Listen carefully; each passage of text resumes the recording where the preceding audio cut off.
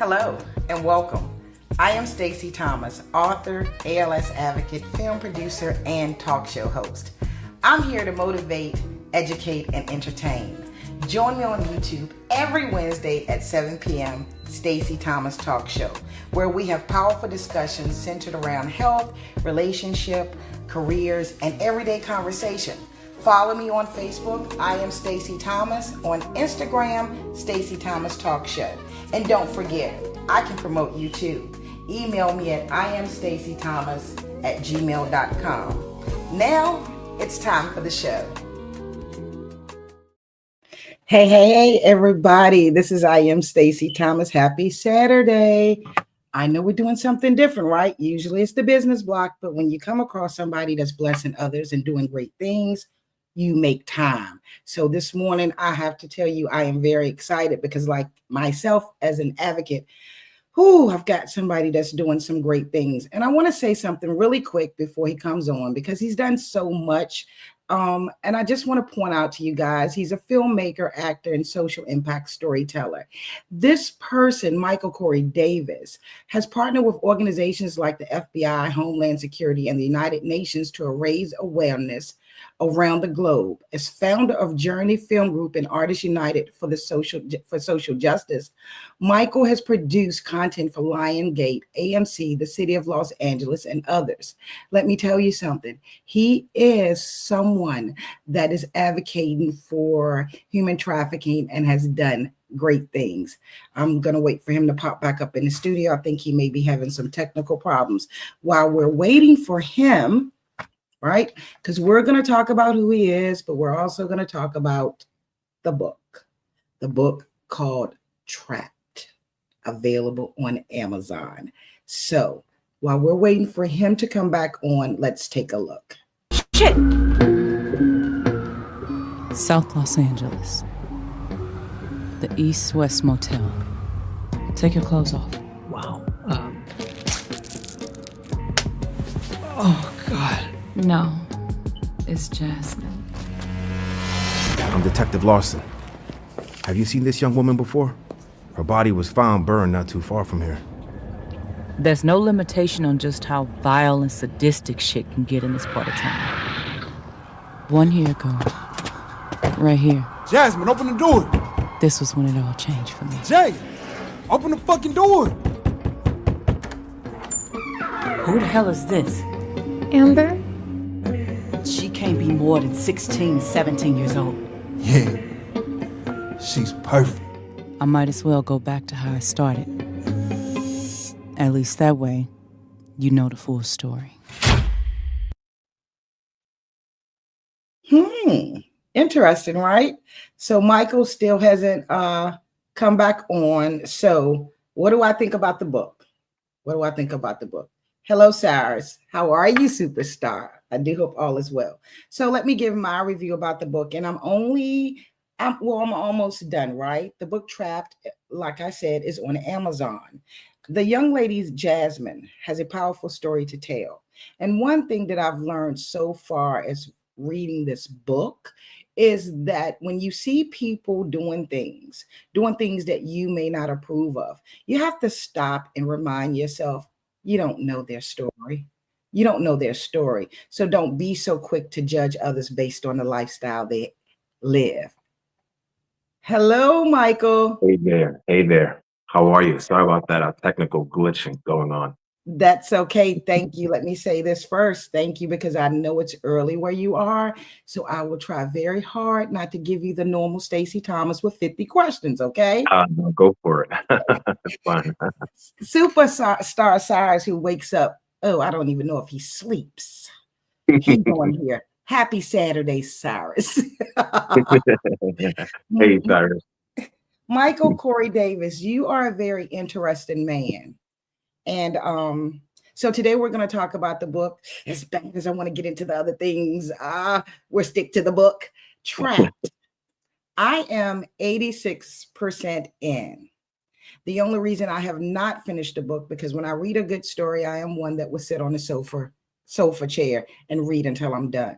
Is because I've been very busy. But your story about Jasmine, first of all, Why trapped? Why that title? Well, let's see. So I made a pledge. So it's a pledge, a promise, and a purpose, right? So I made a pledge and a promise to young kids that I met who were forced into child trafficking over 20 years ago in Bulgaria, and then here again in America, in Texas, actually. So the pledge was to a 13-year-old Bulgarian girl that I would never let her story die of being sold and forced into prostitution in Bulgaria. And then the promise was to a Latina girl that I met in Austin, Texas, at a function where no one believed in 2007 that sex trafficking was happening in America. So that was the pledge, that was the promise. And then the purpose is I am a purpose-driven creator. So I create content that to me will enhance our consciousness and create dialogue about things that I have dialogue about within myself. And I'm definitely having a lot of dialogue about not just sex trafficking, because a lot of what we see happening right now and in Jasmine's world and the other two books and stuff, it's not necessarily about trafficking as much as it is about a somewhat of a willing choice from a lot of young women to prostitute themselves, to sell themselves in some way sexually. And I want to dissect that. I want to dissect not just the trafficking side, but also where are we? Is that women's is feminism? Would the people, would the women that really fought for feminism be happy with how it is going, in particular with young girls who are like 12 years old, saying it's my right, my body, which is true, Right. using technology to then make money from grown men and they're 12 and they're in Bangladesh. I want to dissect that. I want to dissect why men are willing to buy that, like that, and support that in today's society. And I want to dissect money, sex, and power, and the fact that sex trafficking in itself, as Jasmine's going to find out in book 2 and 3, is so much bigger than just street prostitution, money for sex with people who just want sex, whatever it is. It goes higher above that. It goes into, you can start even saying, the spiritual realms. It goes into some of the demonic realms. It goes into the political realms. It goes into a lot of the things that are being overlooked and overshadowed, in particular in the Jeffrey Epstein conversation, where people keep speaking about the client list, but they're not speaking about what engendered this whole problem in the first place. And that's because society doesn't really want to create solutions, right? You can see that even within our politics. People don't necessarily want solutions. They want the salacious. And Jasmine is going to realize and unpack all of this as she becomes incredibly wealthy and starts to rub shoulders with, because she's a facilitator of flesh, she's going to start to rub shoulders with the world's elite. And when she starts to find out what's really going on, and she becomes a threat to them, so they actually do something to try to hurt her. But Jasmine, as you see in the first book, she always finds a way to come back on top, and she comes back on top with a vengeance at the end of the whole trap universe. This is so deep. Oh, and to answer the second part of your question, trap. Why trapped? Trapped is a kind of it's a play on words, right? So she's trapped within her own self, within her own trauma. Society is trapped in materialism and valuing ourselves based on material things. And in particular for the Black culture, like everything I do usually has a messaging for us. And that's a big issue that I've always had with us as a Black culture. And I think it's why we have come so far, but still have made so many far steps back, right? Like there isn't like a Black bank that, despite what's going on in the world, we can go get our mortgages from. There isn't like a typical, a straight Black science anti-cancer research, right? There isn't like Black foundational wealth, generational wealth.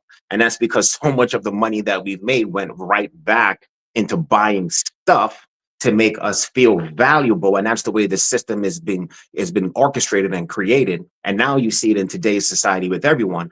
As soon as somebody makes $5,000 or $500, they got to buy that Louis Vuitton or that Gucci or that Nike, rather than put that into something that's gonna, like a flower. You plant that seed, let it sprout, and then when those fruits come, then you take a little apple off the tree and go buy a little something, something. You know what I mean? But we take the foundational wealth and we give it away. So trap deals with a lot of these dynamics. Wow. I have to tell you, after researching and following you, this question came to mind. As a Black man, as a successful actor, a successful filmmaker, why, how do I say this? How did this happen? You're a great actor, filmmaker, storyteller. How did Micheal Cory Davis become the advocate for this? So I was making a movie for the Sci-Fi Channel in 2003, and I was just there in Bulgaria, of all places, and just to make that movie. And I met a number of young kids who were forced into prostitution. How that came about was I was a bit of a celebrity in Bulgaria at the time because of a soap opera that I was on here in the United States. It was a big deal there, and I was able to go into events that the other actors couldn't get into. And I went to a fundraiser for a nonprofit organization called Face to Face. It was in part with a Bulgarian like fashion kind of model event kind of thing. And I learned about sex trafficking there, and what was happening, how a lot of the young children there were being lured into the main city, Sofia, which is a beautiful town, where they would think that they were going to get a modeling career, and in fact, they were pulled into prostitution and then forced to make a certain dollar amount. Otherwise, their families were threatened and so forth. Now, I was 22 years old at this time. Coming out of Brooklyn, out of New York in the 80s and 90s, I had already seen the worst and the best of humanity. So nothing shook me at this point. And I had already been speaking to a lot of young children. My mother's a school teacher. So every year I would go back and speak to her fourth grade class about being empowered, and what it, like career day types of things. So I said to the executive director, while I'm here shooting this movie during my downtime, I would love to go and meet these young kids that are potential victims of trafficking, or some who have already, been unfortunately pulled into this. And she was so surprised by that. And she said, well, we can do one. And I said, no, let's do as many as we could. So I ended up going to like 10 to 15 schools and orphanages. And that's how I met Svetlana, among others, and heard her story about being forced into prostitution, sold by her adopted parents at 13 years old. She has a riveting story. She actually ended up jumping. I don't want to say too much if somebody wants to go see it, because it's live for free on YouTube, Svetlana's journey. But she ends up doing something to try to survive when she finds out she's pregnant in her 5th month. And that's really what, in making that movie, I ended up making a movie about her life. And in making that movie, I learned that we as artists actually have an ability to not just transcend our own cities, our own races, our own genders, but truly the world. We can speak to the world, especially now. So that's why trap came to mind for me, because like I said, I really want to dissect. I'll never forget, in 2009, I was doing one of my speaking engagements at a church at Calvary Chapel in Orange County. It was a very affluent neighborhood. And I remember telling this father, because he came up to me and was saying, this would never happen to his daughter because, where they live, and they have a gated community. And I said, well, the thing is this exactly the kind of daughter that this can happen to, because a lot of times you think you don't need to talk to your child about street smarts. You think you don't know. You think because your daughter is in a gated community that she's completely safe, but you're not on her phone every day. You're not managing that. And I said, and the scariest part is going to be when technology matches up, when it catches up to the predatory nature of people. And that's where we are now. So now and what's fascinating there is that, yes, you still have the predatory nature and the use of technology, but again, you have the intentionality of also women and children using this technology to make more money than some of their parents. There are girls now on OnlyFans who are buying their parents multi-million-dollar houses. So that's the conversation I want to have. Do you as a parent stop your daughter from making $3 million from showing her breasts and whatever else on screen, and she's 16? Do you encourage it? Do you, does does do you have, is that a moral conflict, or is it not? And I'm not really here to judge. I'm here to expose and have that conversation. And that's what that's what Trap Universe is about. And I love that because so many people have this thing, even myself as an advocate to tell African Americans about how Lou Gehrig's disease is attacking our community. A lot of times people don't want to listen. Our people don't want to listen because they have this thing, it can't happen to me. How ignorant. How ignorant. I don't like the way women now are using social media. It's not cute to have your daughter shaking her hips on social media. Nothing's cute about that. And when I look at that, those are the people that think it can't happen to me. Yeah.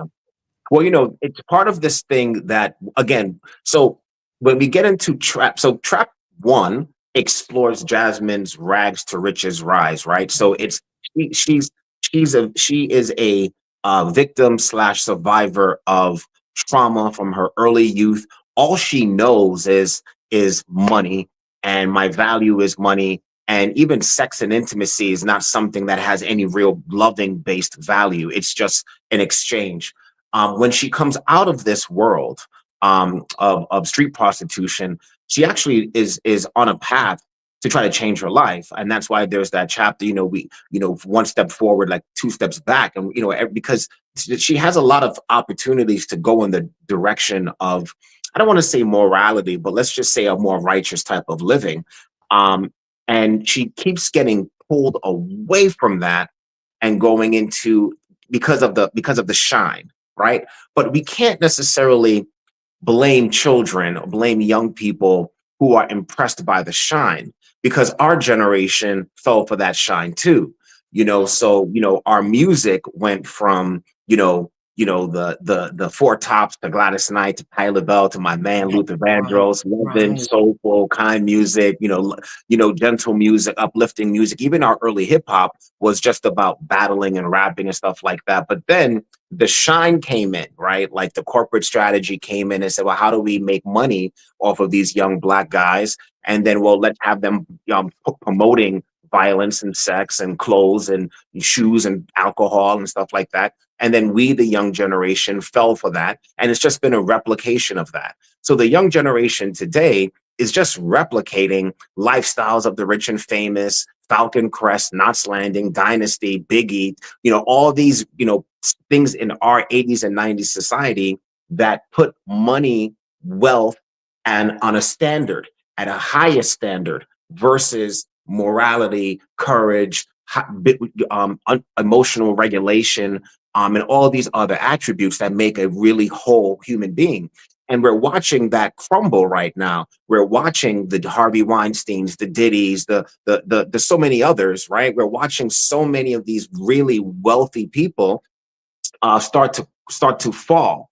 And that's in part because they did not have emotional regulation and standards and things like that. So it's our role as adults to understand that children have it really hard. Young people have it really hard. They're being bombarded with content telling them, be this, Right, be this. right. So it's important, like with Trap, to say, well, how can I make something that is the Snicker bar, that's that high fructose corn syrup, that's not good for them, but they're addicted to it, and then put the pill inside of that. And that's how it is that I'm trying to create this world now.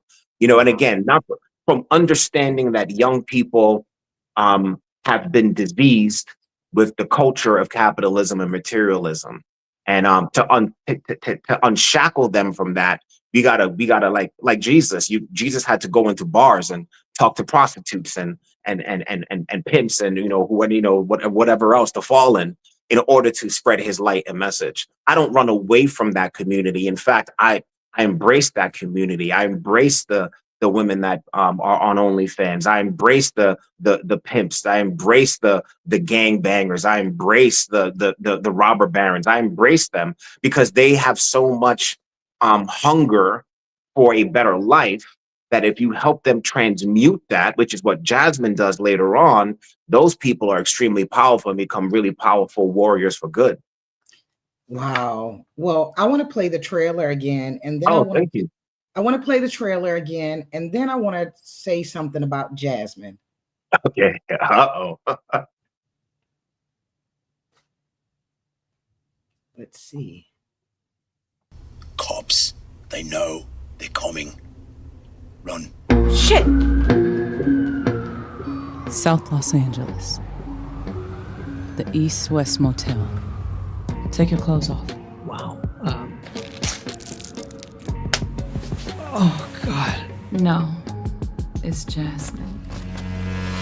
I'm Detective Lawson. Have you seen this young woman before? Her body was found burned not too far from here. There's no limitation on just how vile and sadistic shit can get in this part of town. 1 year ago, right here, Jasmine, open the door. this was when it all changed for me. Jay, open the fucking door.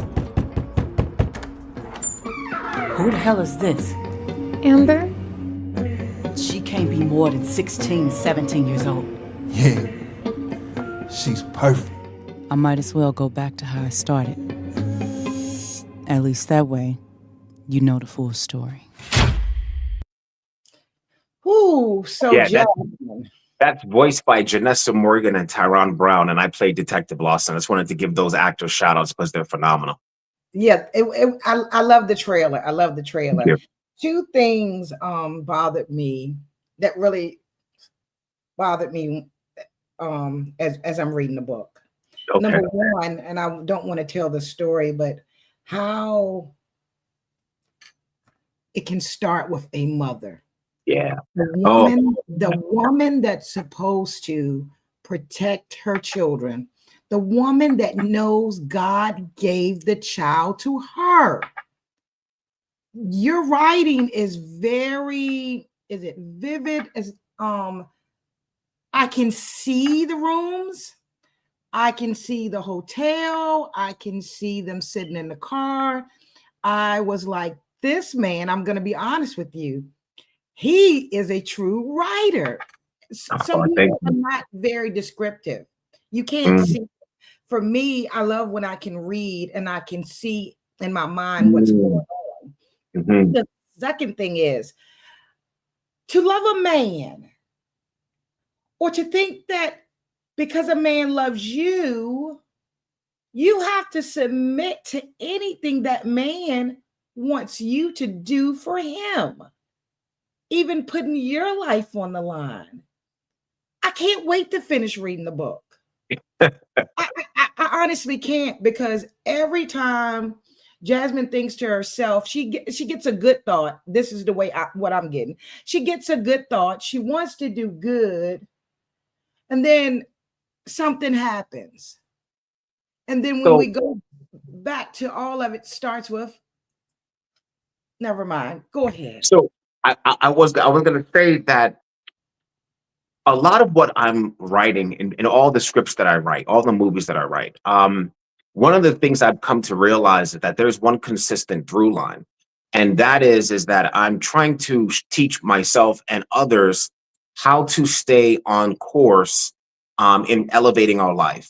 So when you say that Jasmine, she thinks one thing and then does the other. Well, that's all of us, right? So like if we all know that we have to think, quote unquote, say positive thought, we lie to ourselves and act like we're not all thinking crazy thoughts on a daily basis about things that happened when we were 8 years old, 12 years old. We heard something that someone said and now we believe it. We're all running this autopilot kind of thought process. So even though Jasmine is trying to get out of this life, that auto process is what's most connected and what she's addicted to. She's addicted to the trauma. She's addicted to the pain. She's addicted to the sad feelings. She's addicted to the victim mentality. So in order to break that, you actually have to, one, take control of your brain and become aware every time that's happening, which is what she starts to learn when she meets Sheila in the in the center, who's trying to work with the other women who are similar to her. But again, you can do the work, but you got to be disciplined. And when something presents itself in that old lifestyle that looks flashy, do you capitulate and go back to that because that's what's easy? And so through Jasmine, we are all going to learn how to fight the good fight in our own minds and how to stay the course in the external world that's around us. And you mentioned something else. Thinking You a man mentioned something else, loves you so much, thinking a man loves you so much that you'll do anything for him. oh no, that but Monet, the mom. Okay, come on. Um, Monet, let's just say that the one of the main things that I learned doing this anti-sex trafficking work, because it then filtered into domestic violence and into child abuse and all these other things, is that abuse is generational. It's a learned pattern. It's a learned habit. Mhm. So what happens to Monet is what Monet does, in my mind, is because Monet is a victim too. And that story gets flushed out even more. So as Monet says to Jasmine, you should be happy I'm teaching you how to come up on these, that is how she really thinks, because she didn't break that pattern. No one was there to help Monet out of that pattern. Michael, I'm gonna need you back when we do the other books, okay? When you do the other books. Absolutely. I would love that. I would love Ellen, that. Ellen from ESP Presents says, as a writer, how do you separate your acting role and turn on the compassion for helping others to get on the right track? That's a great question. So as an actor, I take projects that are going to be fun for me, and I understand that I am a hired gun. I'm here to be an empty vessel and allow that character to kind of fill me up, and then I go do whatever the director tells me he or she needs. As a writer, it's all my life, it's all my world. So I get to pour all of me into that. And I do think that, as you mentioned about the vivid writing, that's because I didn't write this book, nor will I write any book in a traditional writer way. I will write a book based on how I like to tell stories, which is how I see them as a filmmaker. So I'm gonna show you the room. I'm gonna make you smell the car air fresheners hanging in the cheap motel room. I'm gonna make you try to see and feel and be in that room as much as possible, because ultimately I'm gonna film it that way. And Trapped will be filmed, and you will feel all of it and see all of it on streaming soon. I love it. I love it. I know you have to go, Michael. So you know what? Let me just, what's the next most important thing, Stacey? Get it over. Let's see. I'm trying to pull it Trap from the City list. of Angels, trapcityofangels.com. Check us out. Get the book. I'll send you a signed copy if you like. Shoot me an email. All of my information is at michealcorydavis.com and trappedcityofangels.com. Follow us on Instagram at Trapped City of Angels. And Michael, I Yes. know what the last question will be. Perfect. How do you advocate and not be emotional, or does it take a toll on you? It takes a toll on me. I used to have long, beautiful dreadlocks down to the middle of my back. I cut them off after doing this work for about maybe 16 years in 2013. 2014, I think I cut them off because I just felt like I was holding on to all that trauma and pain. I couldn't even date women. Okay. I would go out on dates, and one of the first things I started talking about was, this young girl that I had met in Houston or in Nebraska, or, in Watts or whatever it is. I carried a lot of their trauma and drama and pain, and also survivor stories as well, and triumphant stories. But I realized I was Michael, the advocate with the dreads, and I had to do something to shed that. And now I have a whole completely different practice within myself of exhaling out other people's pain and breathing in other people's triumph, so I can support. Thank you, Michael. Thank You're you welcome. for blessing my platform, and thank you for blessing others with your stories. I look I forward appreciate that. to everything you have coming, And okay? thank you for all of your support as well. I really appreciate you. Thank you. Thank you. Bye-bye. Hey guys, if you're going to fight for something, you need to fight, right? If you're going to fight for someone, you need to fight for them. Whatever you do, don't just sit there and don't fight for anyone, right? It's not all about us. Thank you for watching on Instagram, YouTube, and Facebook. Thank you very much. And remember, don't stress too much about yesterday. Don't worry too much about tomorrow. Because if you do, you just might miss living today. And let's add one. If you stress too much, you won't have the strength to help somebody else. How about that? Have a great one, everybody.